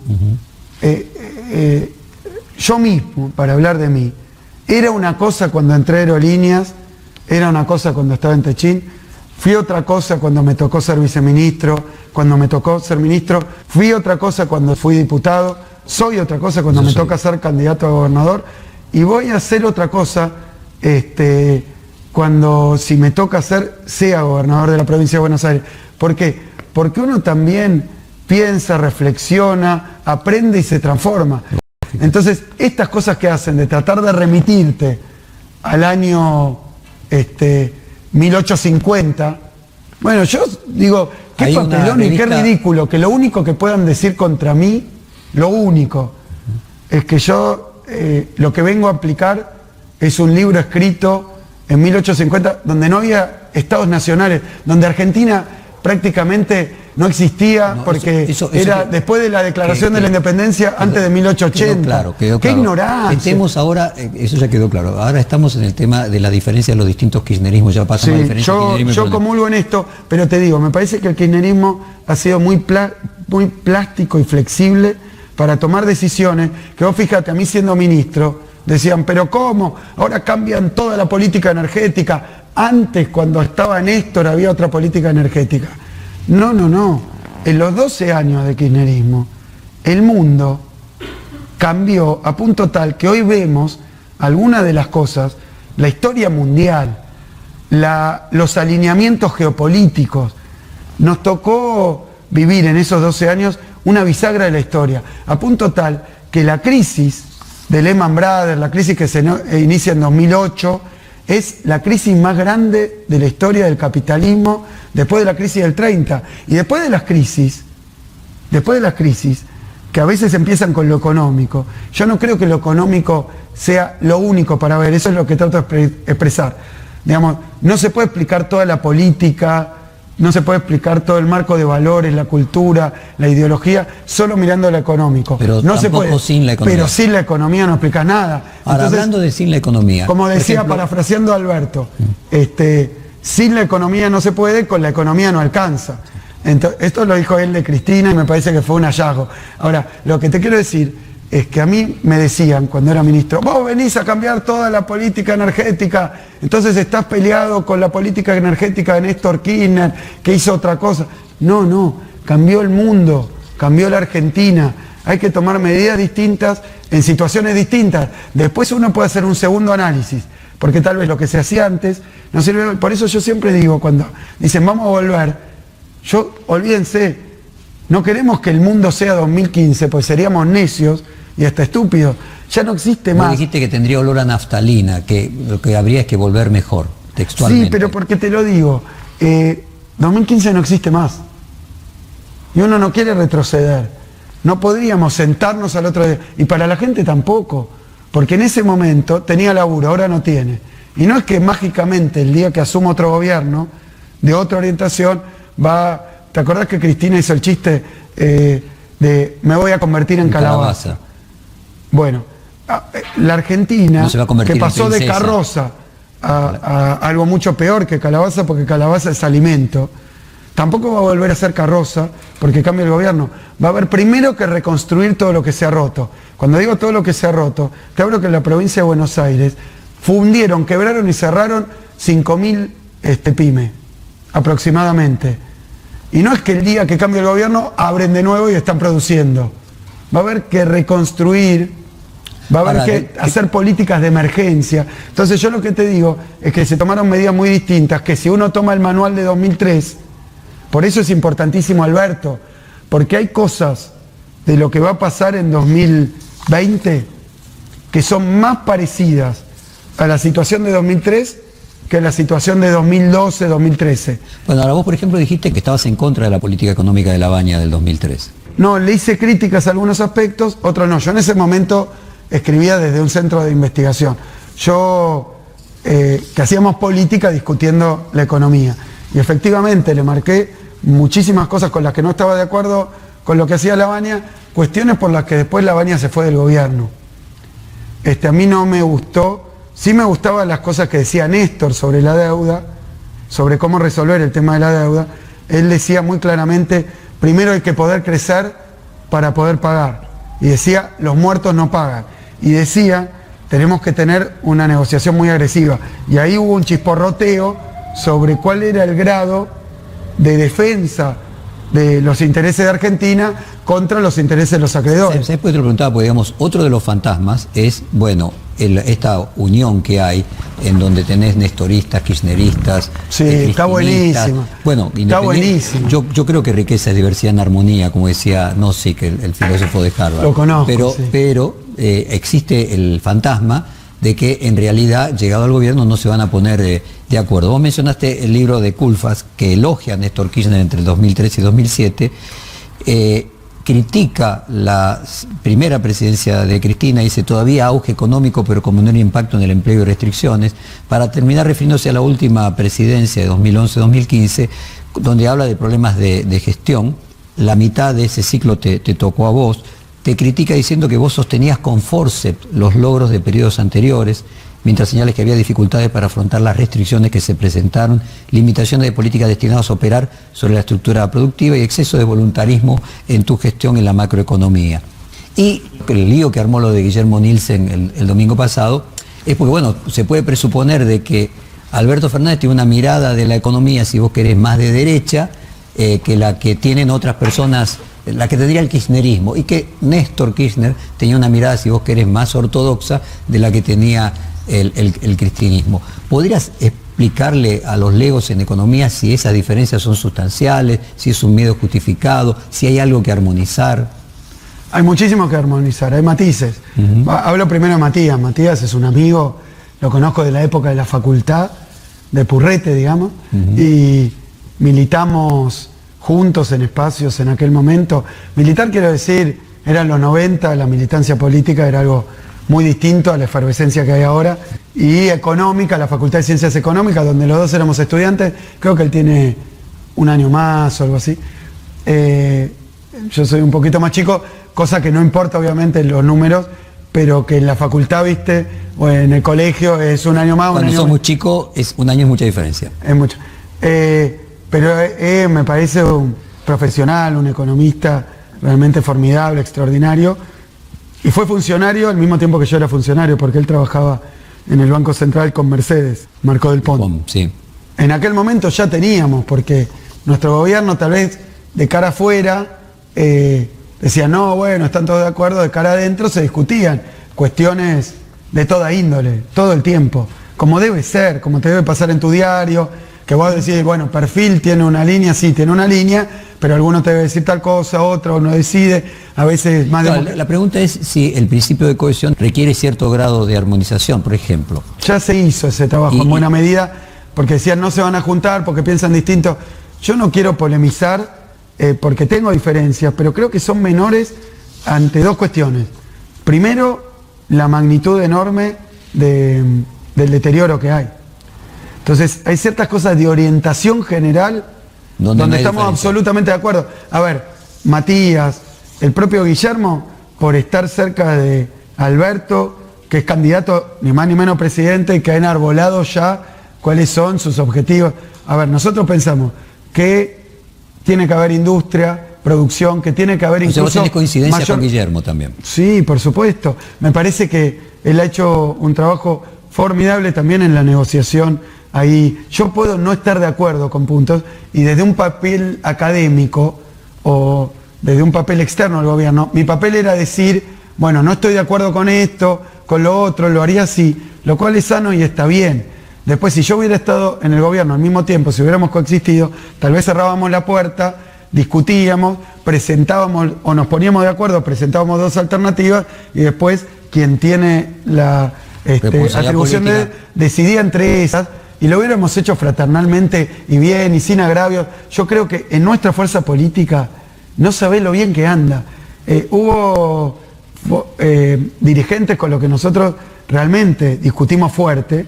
Moyano, cuando hacía paro, yo era ministro de Economía. Imagínate las cosas que decía en ese momento. Era sobre el impuesto a las ganancias. Lo discutimos entonces. Hoy hicimos la autocrítica porque él mismo dice que poner tanto énfasis, que él no es que cambió de idea, sino tal vez de énfasis, porque en ese momento se discutía el impuesto a las ganancias, pues la gente tenía laburo. Porque tenía ganancias. Y porque podía, claro, porque tenía ganancias. Entonces, hoy vemos que las prioridades, más allá y yo volvería atrás y capaz discutimos igual en esa situación, pero hoy sabemos que el tema es darle trabajo. Se duplicó el desempleo en el país, o sea que hoy los afiliados del gremio de camioneros o del gremio de SMATA, bueno, la UOM perdió, no sé si, cuando empezó nuestro gobierno, aquel eran 50.000, cuando terminó 250.000 metalúrgicos, hoy hay, si no me equivoco, 90.000 menos. Es una matanza, no en términos de Verónica que ha llevado la matanza, debería decir, es un industricidio.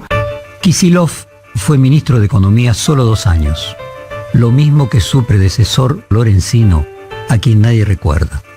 Como tampoco se recuerda a Carlos Fernández o Miguel Peirano, todos ministros de Economía de Cristina Kirchner.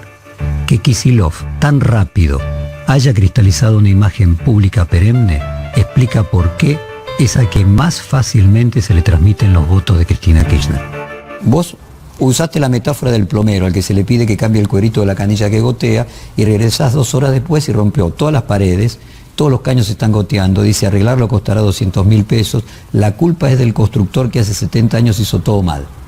Ah, bueno, esa era tu me la metáfora. había olvidado, estuvo buena. Mirá que difícil de explicar lo que ha pasado en la Argentina porque para mí es muy, muy perturbador. ¿Era tan fácil de solucionar los problemas como cambiar el cuerito de una canilla? Parémonos un segundo, si me permitís, en 2015. Podemos vivir mejor. La revolución de la alegría. Nadie va a perder ningún derecho. Voy a bajar la inflación. Es el problema más sencillo que tengo. Pobreza cero. En mi gobierno nadie va a pagar. Me la estoy haciendo de Macri, me sale peor. Nadie va a pagar impuesto a la ganancia. Che, Durán Barba, pasarlo por todas las redes. Hay un jubilado. En mi gobierno el jubilado va a cobrar el 82%. Mirá qué fácil que es hacer eso. En ese momento, en esas publicidades, alguien dijo, voy a tratar, porque hay un país desastroso, voy a tener que ajustar, ir al fondo, tomar 80.000, han dejado donde... Nadie dijo eso. Entonces, hoy la perturbación que tenemos, y creo que el ruido que hay, es que hay tipos que vendieron espejitos de colores para ganar una elección. ¿De qué color te gusta el espejito? Azul. A mí también, toma tu espejito, te lo voy a dar, ponete en la cola, votame. Llegaste... Fuiste a buscar tu espejito de color, que además te habían dicho que era un zafiro, un rubí, un diamante, y te dicen, mira, no hay zafiro, ni rubí, ni diamante, ni espejito de color, porque la verdad es que las minas estaban agotadas, habían hecho un desastre los españoles, ustedes van a tener que sufrir, sufrir y sufrir. Es un cambio en el aire, que vos decís, pero pará, cuando prometías todo eso, ¿qué te pasó? Eras un ignorante absoluto y un desastre y no entendía lo que pasaba. ¿Tu visión es que fue ignorancia o que fue maledicencia? Manipulación. Manipulación política. Cuando nos decían, modernizamos la política, ahora usamos el marketing político, el coaching, el focus group, Durán Barba mide cada 5 segundos la opinión pública. No se dieron cuenta que lo que venían a hacer era ver qué es lo que la sociedad decía o quería a través de un sistema muy sofisticado de redes sociales, de fake news, de trolls, que ya... El otro día lo escuchaba a Bonelli denunciar los trolls de Peña, o sea que ya está, yo me retiro, no lo denuncio más. Entonces, pero pero lo que quiero decir, a través de todo eso plantearon que el principal problema que había era este. Y todo lo demás iba a seguir igual, olvídate que va a andar bien. Y yo vengo a solucionarte ese problema. Después el otro día, Prat Gay, hablando de Alfonso, hay un video circulando por ahí, donde Alfonso Prat Gay le dice, un periodista un poco más picante que los que le entrevistan a Macri, ahí en Puestas en Escena, le hizo una pregunta y una repregunta y le dice, che, pero ustedes decían que iban a bajar el impuesto a las ganancias y antes pagaba 1 millón de personas, ahora paga 2 millones de personas. No es que no lo bajaron, lo subieron y paga el doble. ¿Cómo es esto? Y contesta Prat Gay, muy serio y muy tranquilo. Nunca, en ninguna carpeta, en ningún plan de gobierno, y yo fui el primer ministro, figuraba la posibilidad de sacar el impuesto a las ganancias. Bueno, solucionámela. Un presidente diciendo voy a sacar el impuesto a la ganancia, un ministro de Economía, equipo técnico, haciendo la transición conmigo, nos sentaba, queremos hacer la transición, que nos reciba, no, después de ganar la elecciones. Nunca nunca lo pensaron. Yo creo que lo mismo pasó con subir las jubilaciones. Lo mismo pasó con crear... O sea que eran todas eslogans que creaba Durán Barba que no tenían luego un correlato con el plan verdadero. El plan verdadero lo aplicaron. Por lo tanto, lo que vos decís es que no era ignorancia, no es que se lo quisieron hacer y no supieron, sino que en realidad eran mentiras.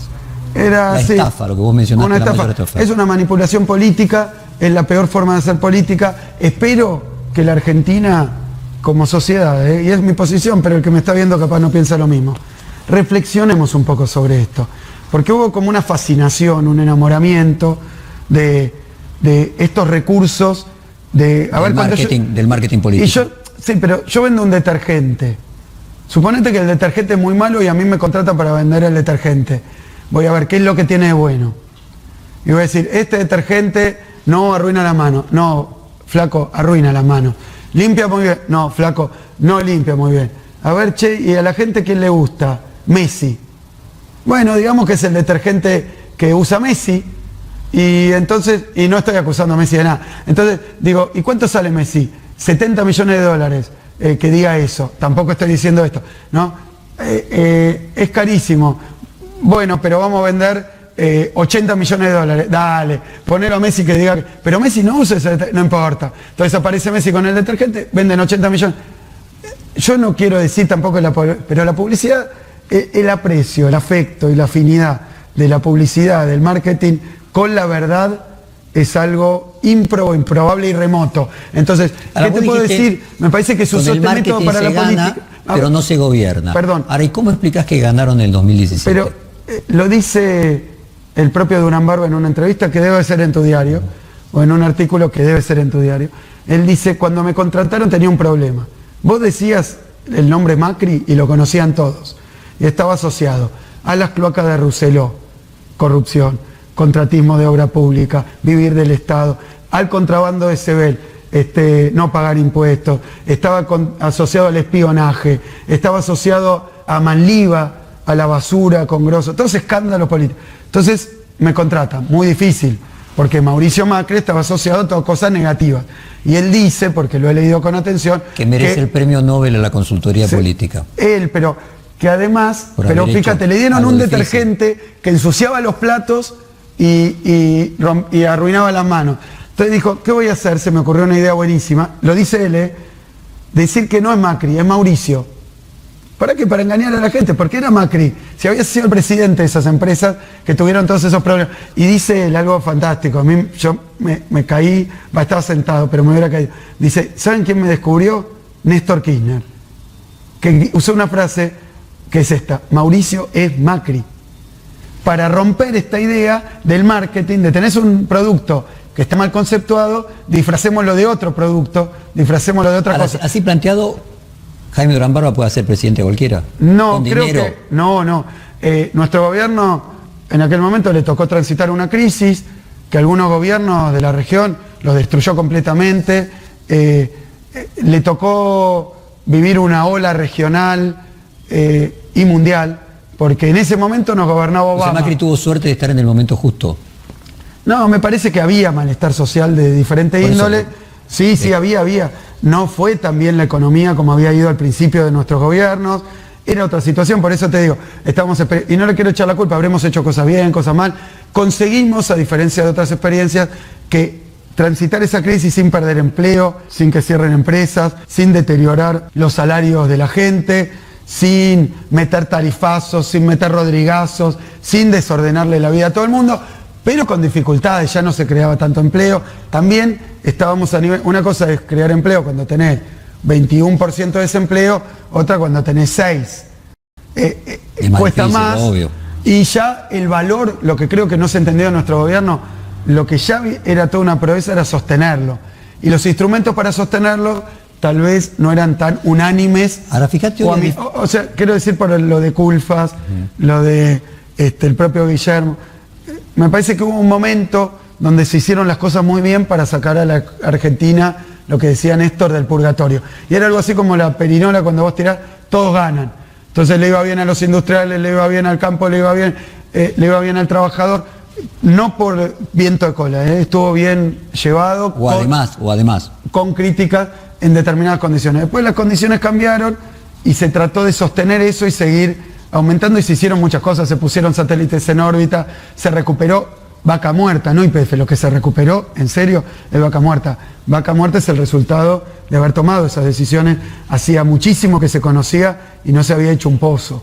¿Y por qué? Bueno, uno sí, pero estaban loteando. Te dicen que pero no necesariamente YPF... Una pregunta que no contesté. Puede ser, pero bueno, vamos avanzando para aprovechar el tiempo. A partir de que tocas el tema de YPF, se dice, hay una discusión respecto de que Vaca Muerta es un mérito de haber estatizado a YPF o que hubiera sido igual sin que YPF fuera estatizada. ¿Qué se hubiera podido hacer con Vaca Muerta actualmente si YPF siguiese siendo Repsol? El problema con Repsol fue ese. A respecto de Vaca Muerta. El problema con Repsol fue ese. Había aparecido Vaca Muerta, Repsol lo sabía, pero hacía años que estaba tratando de monetizarlo, de llevarse... Los dividendos. Sí, Repsol la plata. Sí, los dividendos. Y no hacer la inversión. Entonces, nosotros... Ahora, Vaca Muerta excede a YPF. Bueno, pero espera, el petróleo no convencional, sí, que la revolución del petróleo no convencional se hace en Estados Unidos, no voy a decir mi opinión, no voy a decir algo que me parece, voy a decir lo que es porque lo hablé con el secretario de Energía de Estados Unidos, el señor Poneman, que me vino a ver cuando yo era, en aquel entonces, tenía que ver con estos temas. Y porque ahora voy a ser, si me va bien, gobernador de la provincia de Buenos Aires. Pero ¿sabes qué te digo? Que igual tiene mucho que ver con Vaca Muerta, lógico, por dónde sale el petróleo, lógico, montones de cuestiones, por dónde se refina. El valor agregado. Es el primer, claro. Bueno, dónde se puede convertir el gas en gas licuado. Sí. La provincia de Buenos Aires puede sacarle un jugo a Vaca Muerta formidable si las cosas se hacen bien. Y es lo que pensamos hacer. Pero te digo, hablando con Poneman le pregunto, y el petróleo no convencional y el gas no convencional en Estados Unidos, ¿cómo hicieron para que se pusiera en funcionamiento? ¿Sabes cuál es la respuesta? El Estado. El Estado puso muchísima plata en ciencia y tecnología, como lo puso para que exista Internet. Internet es un resultado de inversión del Estado en defensa, para que haya cohetes en el Estado, en el espacio, para que haya aeronavegación comercial, a Boeing, para que haya lo que se te ocurra de avances tecnológicos, el Estado tiene que estar. Y para que arranquen las inversiones, un poco esto es bien keynesiano. La inversión privada, a veces por miedo, por riesgo, por especulación, porque no tiene el volumen, no lo hace. ¿Hubiera existido igual el crecimiento de Vaca Muerta si YPF siguiera siendo de Repsol?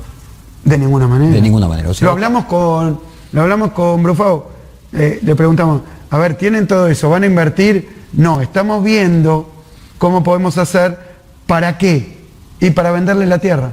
Una parte importantísima, la mayor, de Vaca Muerta, es de YPF. Ellos no querían hacer la inversión, querían venderle a otro la tierra y llevarse la plata. Entonces, ¿qué hizo YPF cuando fue estatal? Ganó plata, el control, y esto es lo que hace Galucho, y nos criticaron. Por ejemplo, se asoció con Chevron.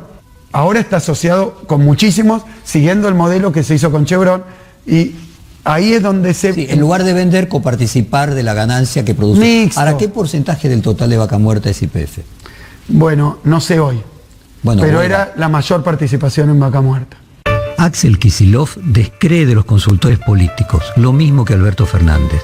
Aborrece del marketing político. Le daría vergüenza decir algo que otro le dijera que diga. y prefiere una campaña austera a pulmón como la de Pepe Mujica. Pero no tener jefe de campaña puede ser comparable al peligro de, en un juicio, defenderse a sí mismo en lugar de contar con un abogado. Déjame que te haga una pregunta larga, que por primera vez vos tenés peronistas radicales, progresistas y liberales en los dos frentes que concentran el 80% de la intención de voto. De hecho, esta alianza policlasista se explica en los eslogan de ambos, ¿no? Unos usan la palabra juntos, el kirchnerismo usa la palabra todos. Entonces la pregunta es, ¿dónde se sintetiza hoy la diferencia entre una y otra oferta? ¿Cuál sería la esencia, dado que por primera vez tenemos dos frentes policlasistas compitiendo? Voy a hablar en dos sintonías.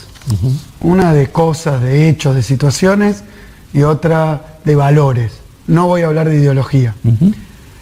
Voy a hablar de valores. Y creo que ahí está el punto. Sí. Punto 1. Nuestras prioridades son, para decir en general, el desarrollo del país. Para decir más en concreto, la producción agropecuaria con valor agregado, o sea, industrializar y elaborar los productos agropecuarios, que tenemos una riqueza enorme, los productos mineros, que tenemos una riqueza enorme, e industrial. Nosotros creemos que Argentina tiene que ser un país con clase media, o sea, con trabajo, con derechos, con pymes, con comercio. Eso es lo que produjo el peronismo. Yo no sé cómo tratan de hacernos pelear tanto con la clase media, y creo que es un error nuestro habernos dejado entrampar ahí. Con los pequeños productores agropecuarios. Yo creo que históricamente nuestro movimiento es con ellos, pero producción, trabajo, salud y educación pública, no contra lo privado, pero creemos que hay un derecho a la salud y a la educación de calidad. Después, si alguien quiere proporcionarse o acceder a otro tipo de educación y salud y puede hacerlo, nadie se lo va a prohibir, pero al que no puede hay que darle. Y Argentina tiene una experiencia enorme en esto. La Universidad Pública Argentina es ejemplo mundial. Mira, a mí me pasó ver cuando fue el Mayo francés, en las paredes hablaban de la reforma de Argentina, de Córdoba del 18. Entonces, ¿qué quiero decir? Esas son nuestras prioridades, no son las prioridades de este gobierno. Y no lo quiero discutir más con los discursos de Durán Barba, que va a decir que son, sino con los hechos. Macri, en sus discursos, nunca menciona la palabra industria. No es por ahí para él. Yo creo que quiere un país más financiero, más primarizado, y no voy a decir, entonces son malos, malvados. Es una idea de país que existe en la Argentina hace 200 años, que muchas veces se llevó adelante. Los problemas que tiene para mí es que están muy lejos del desarrollo, como yo lo entiendo, como pasó con los países exitosos, menos todavía cerca de la situación de... Deja mucha gente afuera. Ahora déjame ver, ponerlo en estos términos. Y perdón, de los valores lo mismo. Hay cuestiones, yo lo veo hasta en las actitudes. Cuando una persona pierde un trabajo, cuando un laburante, este gobierno lo inculpa. Es culpa tuya, tenés que pagar tu fiesta, tenías demasiados derechos, o sea, vivías en una fantasía, tenés que reconvertir, sos vos y vos. Sacándose la responsabilidad que tiene un gobierno de crear trabajo. Entonces termina a la gente, pero no digo al laburante de ahí abajo, digo a un empresario pyme industrial que ha invertido un montón, le dice invertiste mal, no invertiste. ¿Sabes la cantidad de máquinas de última generación que hoy tienen una lona encima?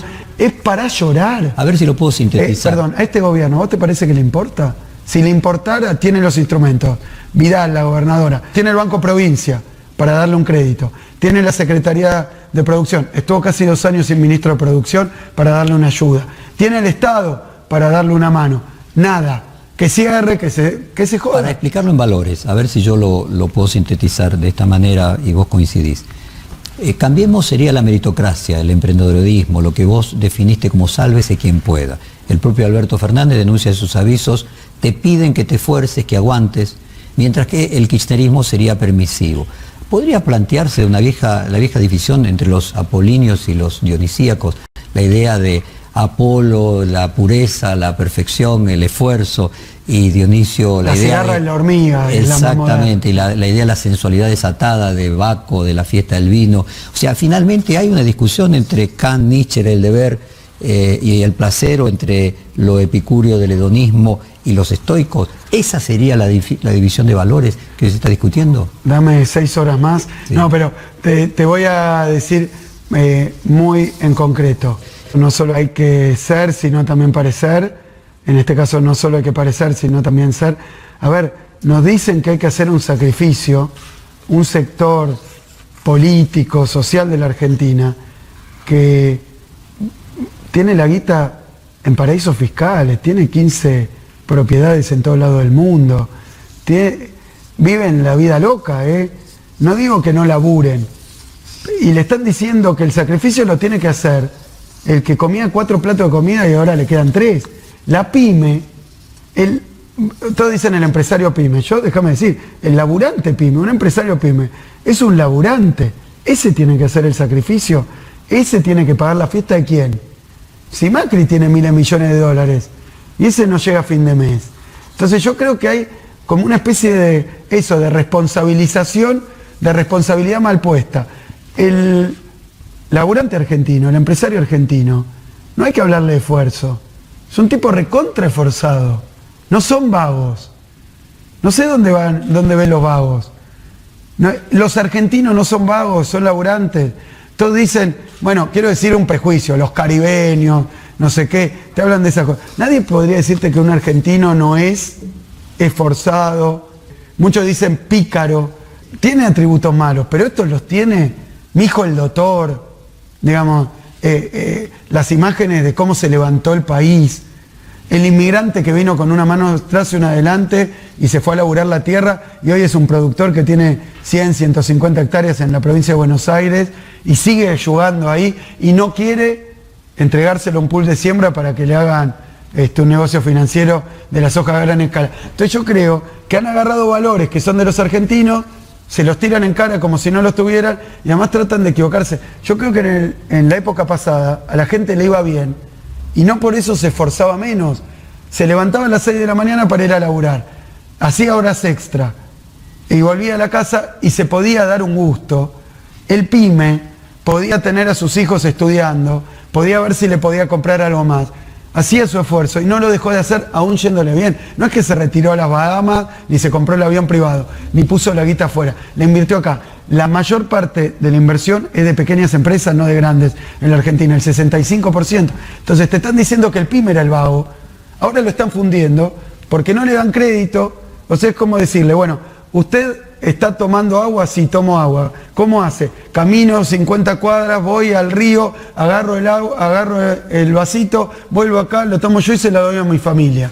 Ahora, ¿qué hacen? Te ponen en un desierto y dicen, ¿usted está tomando agua? No, me estoy muriendo de sed. Ah, usted es un chanta. Usted es un vago. No, no es el desierto esto. Me va mal porque aunque yo me esfuerce y camine no 50 cuadras, sino 2000 cuadras, no voy a encontrar agua. Entonces, le sacaron el crédito, le dolarizaron las tarifas, le abrieron las importaciones, le bajaron las ventas y le dicen que es culpa suya. No, acá el problema que hay es que hay una política económica que es la que defiende Vidal en la provincia y teniendo los instrumentos. Porque Vidal, ¿qué podría hacer? La gobernadora de la provincia de Buenos Aires, en vez de defender a Macri, de callarse la boca y silenciar lo que pasa con estas tasas de interés estratosféricas, cobra las mismas tasas de interés y además lo oculta para que te podría dar una cantimplora si estás en el desierto, pero no, hasta la cantimplora te saca y ahora quieren hacerte creer que es culpa del pequeño productor agropecuario, el de los chanchos, el de las aves, el que tenía un tamo, es culpa suya, se especializó mal, tenía que hacer otra cosa. No, le cambias las condiciones, lo pones en un medio hostil y la supervivencia del más apto, digamos, es algo que funciona si le das algún tipo de condición o algún tipo de entorno donde el tipo, esforzándose y hacer lo mejor posible, esa aptitud la tiene que ejercer en un entorno. Hoy te están haciendo creer que te sacaron el entorno, pero es problema del que pone la garra. Y la garra la siguen poniendo. Si vos le preguntás hoy a un empresario que fundió, lo que te dice, o que está por fundir, te dice, o un profesional que ahora no le alcanza, labura el doble que laburaba antes. Entonces le decís, entonces antes te rascabas, vivías la fiesta.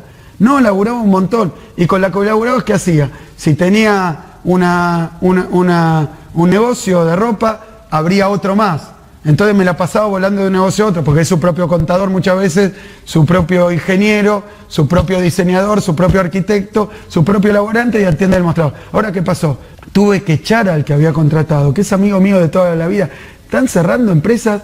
El otro día, en el interior de la provincia de Buenos Aires, me pasó que una señora que decía, yo soy antiperonista, nunca los voté a ustedes, pero mi negocio tiene 50 años y voy a cerrar.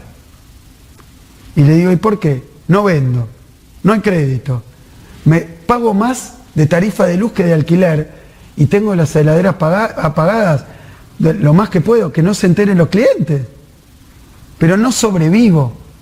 Eso, estás poniendo a ese experimento de Darwin del Homo sapiens, lo pusiste en Marte. Tipo te dice, pero ese calor, no hay aire, me estoy quemando. No, ayudarla. Y además antes vivía, no, pero si antes estaba en un lugar donde me atacaba un dinosaurio, yo corría y tuvimos que evolucionar, no. Te rascabas el higo. Entonces, yo creo que los que pensamos en el esfuerzo, en los valores, pensamos que hay un papel de la política, no de ser observador y comentarista y echarle la culpa a otro. Que se haga responsable la gobernadora de algo. Si tiene instrumento, apagó. Si ella tenía un martillo, lo tiró a la basura. Si tenía una pinza, la tiró a la basura y mira, y dice, che, qué macana, qué mal que está la provincia. Y otra cosa más que empezó a pasar ahora con la gobernadora, ahora dice, no hay desempleo, no hay más desempleo. Se creó trabajo, pero hay más gente que busca trabajo que los trabajos que se crean. Se llama desempleo, gobernadora, y hay más. Hay el doble en la provincia. Hay el doble. Dice, pero nace más gente en Buenos Aires. La primera vez que lo vi, mirá que puedo ser ignorante o no, pero algo de economía he escuchado y te digo, nunca nadie en la historia explicó el desempleo porque nace más gente. Vamos, Jorge, Axel, tiene que resolverlo ella, no puede taparlo más. Te propongo lo siguiente, mira, nos quedó la mitad del cuestionario, campaña, Macri el PRO, medios, corrupción, tu vida personal. Hicimos la mitad. Hagamos una segunda parte después de la PASO.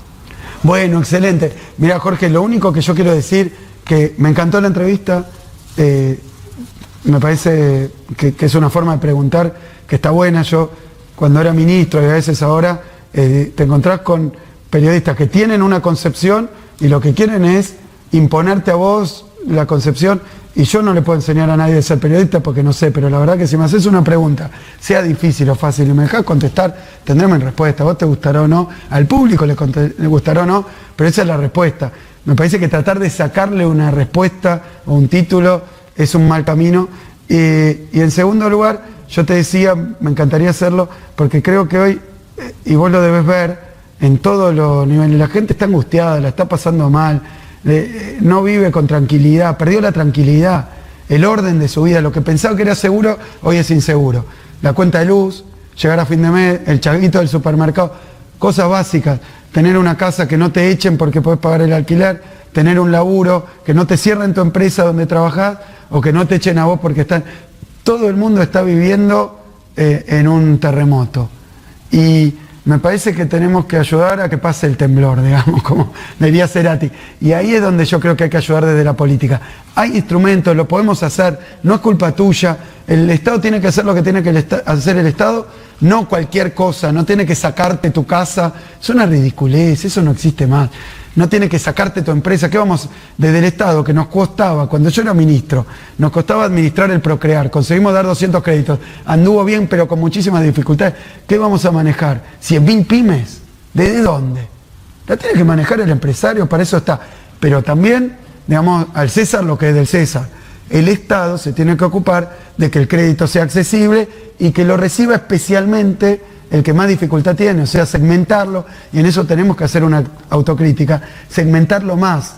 Para el pequeño productor rural, no podemos tener la misma política que para el gran productor que tiene 5.000 hectáreas, no vive en su campo. Entonces yo creo que en esas cosas el gobierno de la provincia se tiene que comprometer. Yo me comprometo a usar todos los instrumentos para dar trabajo, para darle certeza, para que las tarifas se puedan pagar, para que se pueda acceder a la vivienda, para que el pequeño productor tenga tanto crédito como insumos a un precio razonable. esas cosas con Vidal no se pueden hablar, porque cuando le ponen un micrófono dice Axel Kicillof, si la encuesta le dice que decir que es de Boca va a hacer que lo voten, es de Boca. Entonces, y yo tengo que salir a explicar, sí, soy de Boca, pero tanto no voy, pero mi viejo, pero mi hijo es de Independiente, pues mis hijos son de, uno de Independiente y el otro de River. Porque, bueno, es así, somos, la unidad es muy amplia en mi familia. Entonces, tengo que salir a explicar estas cosas porque si ven que me dirá así, pero entonces sos de Boca igual que Macri. ¿Siguen siendo antiperonistas? Mira, mi viejo murió, mi mamá no. Bueno, pero ¿siguió siendo antiperonista?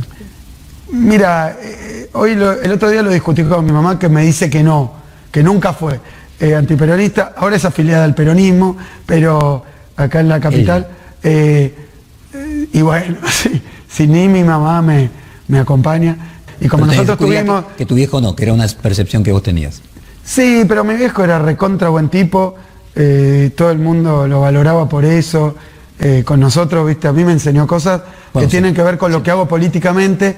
Lo que pasa es que, claro, yo no vengo de una cuna, de una familia peronista. Yo no tenía una foto de Perón en la cocina, con lo cual yo soy peronista, lo digo con mucho orgullo, muy tranquilo, y digo que hasta tiene otro valor, ¿no? Porque si vos lo mamás, los hijos de peronistas... Sí, por ósmosis. No sé si es más fácil, pero tal vez tiene una evolución más... Puede ser más acrítico, sí. Sí, en tu caso... yo llegué al peronismo. Yo soy, dije en un momento, un hijo recuperado del peronismo, porque estudiar mi propio trabajo, yo siempre fui un trabajador, viví en mi sueldo, hoy todavía, entonces, pero hay una cosa que tiene que ver con esto, que es que en mi familia, mi abuelo, nunca lo hablé, pero seguro no era peronista, pero él era industrial, y vino eso, en el barco, y se fue a Coronel Suárez en la provincia de Buenos Aires, de ahí en mi familia, ahí nació mi viejo. Después nosotros, yo desde muy chico, tuvimos una casa en Merlo Gómez, por 20 años la tuvimos. Después de que murió mi viejo, se vendió, yo la heredé, así que fui propietario de esa casa. Iba a la mitad de la semana prácticamente, toda la semana, ahí a Merlo Gómez. O sea que tenés una parte bonaerense, no solo de la ciudad de Buenos Aires. No, después trabajé en la... Sí, pero me ponen ahí. Vos fíjate que la que fue vicejefa de gobierno en la ciudad de Buenos Aires, yo no le digo estas cosas, trabajó... Fue ministra en la ciudad de Buenos Aires, estuvo viviendo acá, y después, digamos, no sé, pero no me importa. El problema es qué quiere hacer por la provincia, cómo ve los problemas y por qué se borra. Para defender a Macri se borra de los problemas que hay. Y me parece que ahí, y no lo digo chicaneramente, lo digo porque yo ahora me voy a San Martín, pero ayer estuve en Morón, había más de 1000 empresarios que representaban a miles y miles de empresas para pedirme a mí compromisos de las cosas que hoy no hace la gobernadora, y que tiene ahí la tenaza para hacerlo, pero está el clavo, hay que sacarlo, y tiró la tenaza. Porque si dijera, ahí hay un problema, el clavo lo tiene alguien en el pie, y tenés la tenaza y tenés que sacárselo.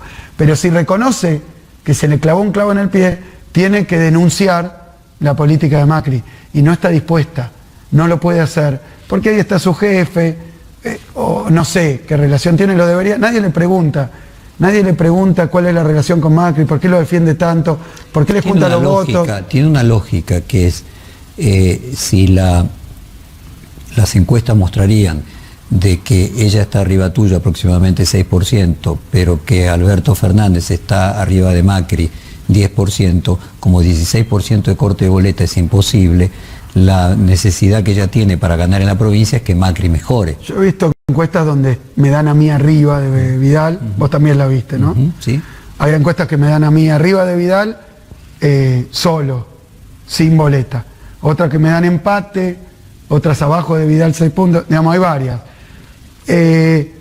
Yo creo que es otra cosa, porque Vidal trabaja mucho para Macri, trabajó en la campaña anterior. Vos me preguntaste, y podemos hablar un rato la vez que viene, ¿por qué 2017? Yo lo puedo explicar. Yo lo llamo anabólicos electorales, como está pasando ahora. La gente no puede pagar la tarifa, bueno, te la congelan, hasta el día después de las elecciones. Entonces, la gente no llega a fin de mes, te dan un crédito, a pagar el día después de las elecciones. El jubilado está con problemas, te dan un préstamo, que vas a tener que empezar a pagar el 50% después de las elecciones. Hacen obra, inauguran, cortan cinta, aunque cortaron la obra completamente durante 1 año y medio, en la época de elecciones, planchan el dólar en la época de elecciones.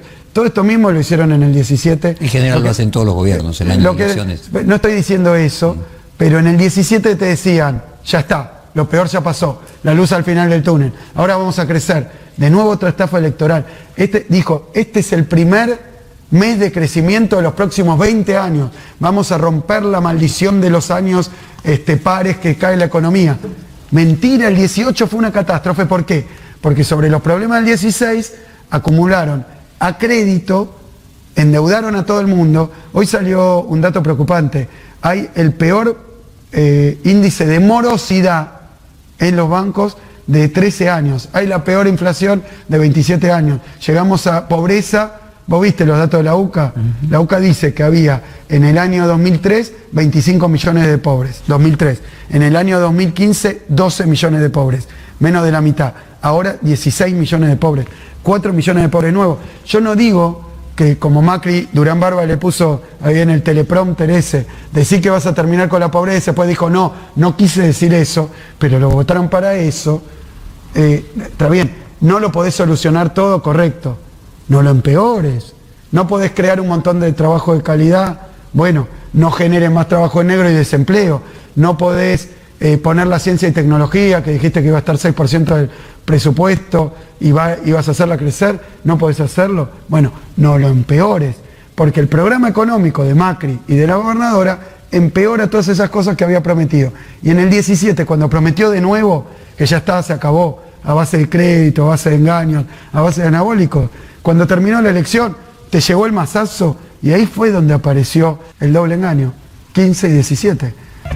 Te propongo, dado que me quedó la mitad del cuestionario, ya con el resultado de las PASO, hacemos la segunda mitad. Correcto, después de las PASO lo charlamos. Muchísimas gracias. No, gracias por la entrevista.